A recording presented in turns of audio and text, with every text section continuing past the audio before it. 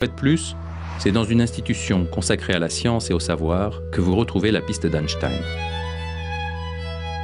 Marchant dans ses pas, des jeunes gens cherchent à percer les secrets de l'univers par le seul effort de leur intelligence.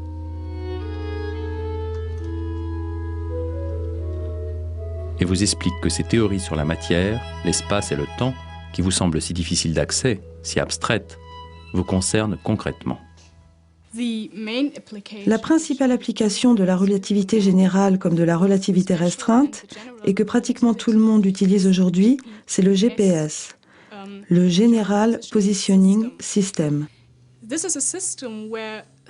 C'est un réseau de satellites en orbite autour de la Terre qui envoie des signaux indiquant leur position et l'heure à laquelle ils se trouvent dans une position donnée.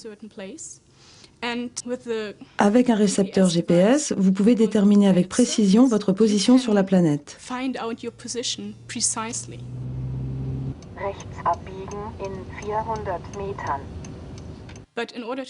Mais pour cela, vous devez vous rappeler que dans un objet en mouvement équipé d'une horloge, et c'est le cas de ces satellites, l'horloge avance moins vite.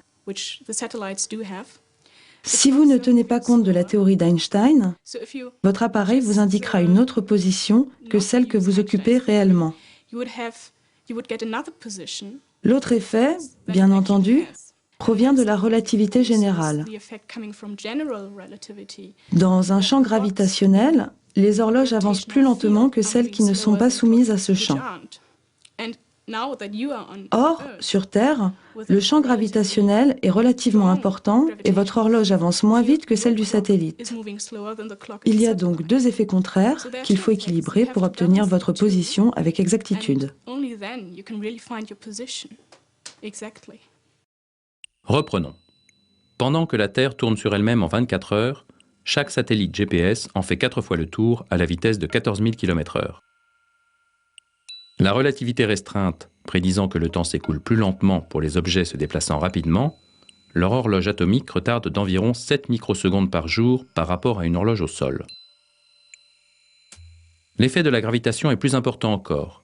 À une altitude moyenne de 20 000 km, les satellites GPS subissent une attraction gravitationnelle 4 fois moindre qu'au sol.